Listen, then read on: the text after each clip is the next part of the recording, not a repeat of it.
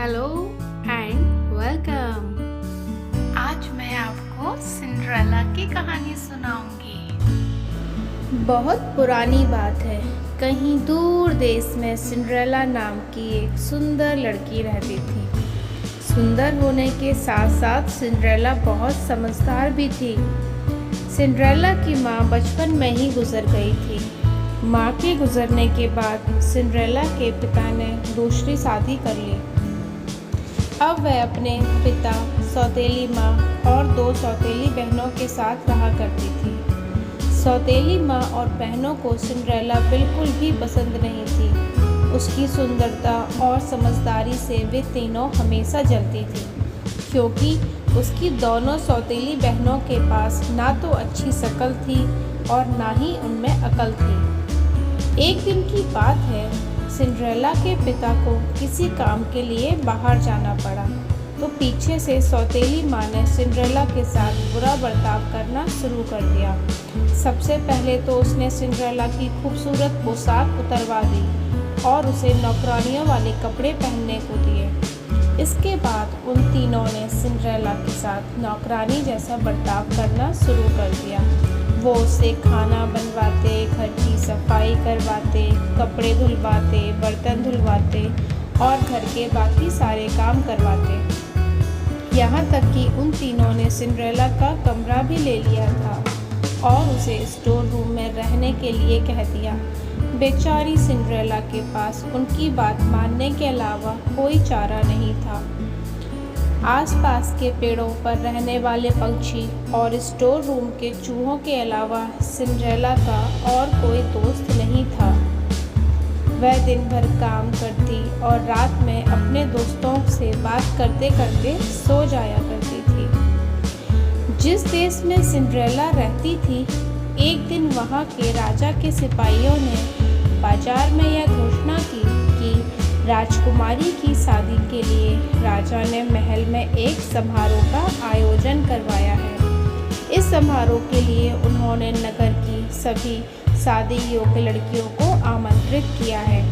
Cinderella की बहनों ने जैसे ही यह बात सुनी, वे दोनों दौड़ती हुई अपनी माँ के पास पहुँची और उन्हें सारी बात बताई। उनकी माँ ने कहा कि समारोह में सबसे सुंदर तुम दोनों ही लगोगी। राजकुमार का विवाह तुम दोनों में से किसी एक के अलावा किसी और के साथ नहीं हो सकता। इस बात को सिंड्रेला ने भी सुना और उसके मन में भी समारोह में जाने की इच्छा हुई, लेकिन इस बारे में अपनी सौतेली माँ से बात करने में उसे बहुत डर लग रहा था। उसकी सौतेली माँ और बहनें समारोह में जाने की तैयारी करने लगीं। उन्होंने नए कपड़े सिलवा लिए और नए जूते भी खरीद लिए। वे दोनों हर रोज इस बात का अभ्यास करती कि जब वो राजकुमार से मिलेंगी तो क्या बात करेंगी और कैसे बात करेंगी। आखिरकार समारोह का दिन ही आ गया। दोनों बहनें समारोह में जाने के लिए बहुत उत्साहित थीं। उन दोनों ने सुबह से ही समारोह में जाने की तैयारी शुरू कर दी थी। सिंड्रेला ने भी अपनी दोनों बहनों की बहुत मदद की। अपनी बहनों को पूरी तरह तैयार करने के बाद सिंड्रेला ने बहुत हिम्मत जुटाई और अपनी सौतेली माँ से पूछा कि माँ, अब मैं भी शादी योग्य हो गई हूँ, क्या मैं भी समारोह में जा सकती हूँ? यह सुनकर वे तीनों जोर जोर से हंसने लगी और कहा, राजकुमार को अपने लिए पत्नी चाहिए, नौकरानी नहीं। यह कहकर वे तीनों वहाँ से चली गईं। उनके जाने के बाद सिंड्रेला बहुत उदास हो गई और रोने लगी। तभी उसके सामने एक तेज रोशनी आई, जिसमें से एक परी निकली। परी ने सिंड्रेला को अपने पास बुलाया और कहा, मेरी प्यारी सिंड्रेला, मैं जानती हूँ कि तुम क्यों दुखी हो, लेकिन अब तुम्हारे मुस्कुराने का समय आ गया है। तुम भी उस समारोह का हिस्सा बन पाओगी। इसके लिए मुझे सिर्फ 1 कद्दू और 5 चूहों की ज़रूरत है। सिंड्रेला कुछ समझ नहीं पाई, लेकिन फिर भी उसने बिल्कुल वैसा ही किया जैसा परी ने कहा। वह दौड़ती हुई किचन में गई और एक बड़ा सा कद्दू उठा लाई। उसके बाद वह स्टोर रूम में गई और अपने दोस्त चूहों को ले आई। सब कुछ मिल जाने के बाद परी ने अपनी जादुई छड़ी को घुमाया और कद्दू को एक बग्गी में बदल दिया। फिर वह चूहों की तरफ मुड़ी। उसने 4 चूहों को सफ़ेद खूबसूरत घोड़ों और एक चूहे को बग्गी चलाने वाला बना दिया। यह सब देखकर सिंड्रेला को अपनी आंखों पर विश्वास नहीं हुआ। इससे पहले कि वह कुछ पूछ पाती, परी ने अपनी छड़ी घुमाई और सिंड्रेला को एक खूबसूरत राजकुमारी की तरह सजा दिया। उसके शरीर पर एक बहुत सुंदर गाउन था और पैरों में चमचमाते जूते। वह समारोह में जाने के लिए पूरी तरह तैयार थी और इस खुशी से वह फूली नहीं समा रही थी।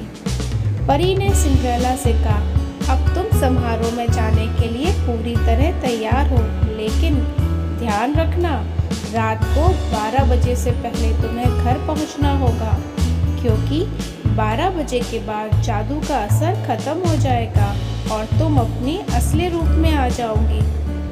सिंड्रेला ने परी को धन्यवाद किया और बग्गी में बैठकर महल की ओर चल पड़ी। जैसे ही सिंड्रेला महल पहुंची, सबकी नज़र उस पर आ टिकी। उसकी सौतेली माँ और बहनें भी वहीं थीं, लेकिन वह इतनी खूबसूरत लग रही थी कि वे तीनों भी उसे पहचान नहीं पाए। तभी सिंड्रेला ने देखा कि राजकुमार सीढ़ियों से उतरते हुए नीचे आ रहे हैं। सब लोग उनकी तरफ देखने लगे। जैसे ही राजकुमार की नज़र सिंड्रेला पर पड़ी, वह उसे देखते ही रह गए। समारोह में मौजूद सभी राजकुमारियों के पास ना जाकर राजकुमार सीधे सिंड्रेला के पास आए और अपना हाथ उसकी तरफ बढ़ाते हुए बोला, क्या आप मेरे साथ डांस करना पसंद करेंगी? सिंड्रेला ने शर्माते हुए राजकुमार के साथ डांस करना शुरू किया और वे दोनों डांस करने लगे। सिंड्रेला राजकुमार के साथ डांस करते करते इतना खो गई कि उसे समय का ध्यान ही नहीं रहा। तभी अचानक उसकी नज़र दीवार पर लगी घड़ी पर गई। 12 बजने ही वाले थे और सिंड्रेला को परी की बात याद आ गई। परी की बात याद आते ही वह घबरा गई और राजकुमार को वहीं छोड़कर भाग गई। सिंड्रेला को इस तरह अचानक भागता देख राजकुमार उसके पीछे पीछे दौड़े, लेकिन वह उसको नहीं रोक पाए। हड़बड़ी में दौड़ने की वजह से सिंड्रेला का एक जूता निकल गया और महल के बाग में ही छूट गया। वह फटाफट अपनी बग्गी में बैठी और घर लौट आई। जब उसे ढूंढते हुए राजकुमार बाहर आए तो उन्हें बाग में सिंड्रेला का जूता मिला। यह देखकर राजकुमार दुखी हो गए और सोचा कि वह सिंड्रेला को ढूंढकर ही रहेंगे। अगले दिन राजकुमार ने अपने सिपाहियों को बुलाया और उन्हें जूता थमाते हुए कहा कि शहर के हर घर में जाओ और समारोह में आई हर लड़की को यह जूता पहनाकर देखो। जिसके भी पैर में ये जूता आ जाएगा उसे यहाँ ले आओ। सिपाहियों ने बिल्कुल ऐसा ही किया। वह शहर के हर घर में गए और समारोह में आई हर लड़की को जूता पहनाकर देखा। किसी को जूता छोटा पड़ रहा था और किसी को बड़ा। सारा शहर घूमने के बाद आखिर में सिपाही सिंड्रेला के घर पहुँचे। जैसे ही सिंड्रेला ने सिपाहियों को देखा, वह समझ गई कि यह राजकुमार के कहने पर आए हैं और वह खुशी से दरवाजे की तरफ दौड़ी। उसी समय उसकी सौतेली माँ ने उसका रास्ता रोक लिया। सौतेली माँ ने सिंड्रेला से पूछा, तुम कहाँ चली? सिपाही उस लड़की के लिए आए हैं जो कल रात समारोह में थी। तुम तो कल आई ही नहीं थी, तो तुम नीचे जाकर क्या करोगी? ऐसा कहकर उन्होंने सिंड्रेला को स्टोर रूम में बंद कर दिया और चाबी अपनी जेब में रख ली। जब सिपाही जूता लेकर घर में आए तो उसकी दोनों बहनों ने उस जूते को पहनने की बहुत कोशिश की, लेकिन वह दोनों नाकाम रहीं। वहीं निराश होकर सिंड्रेला रोने लगी। उसे रोता देख उसके चूहे दोस्त को एक उपाय सूझा। दरवाजे से नीचे से निकलकर वह दौड़ता हुआ सीधे नीचे गया और चुपके से सौतेली माँ की जेब से चाबी निकाल लाया और वो चाबी उसने सिंड्रेला को दे दी। चाबी मिलते ही सिंड्रेला ने दरवाज़ा खोला और दौड़ती हुई नीचे गई। सिपाही महल की ओर लौट ही रहे थे क्योंकि तभी उन्हें सिंड्रेला की आवाज़ आई। मुझे भी जूता पहनकर देखना है। यह सुनकर सौतेली माँ और बहनें हंसने लगी, लेकिन सिपाही ने सिंड्रेला को भी जूता पहनने का मौका दिया। जैसे ही सिंड्रेला ने अपने पैर को जूते में डाला, वह आसानी से उसके पैर में आ गया। यह देखकर सभी लोग तो चौंक गए। तो सिपाही ने सिंड्रेला से पूछा, क्या यह जूता आपका है? इस पर सिंड्रेला ने हाँ कहा। सिपाही सिंड्रेला को बग्घी में बिठाकर महल ले आए, जहाँ उसे देखकर राजकुमार बहुत खुश हुए। उन्होंने सिंड्रेला के सामने शादी की बात रखी, जिसे सिंड्रेला ने प्रसन्न होकर मान लिया।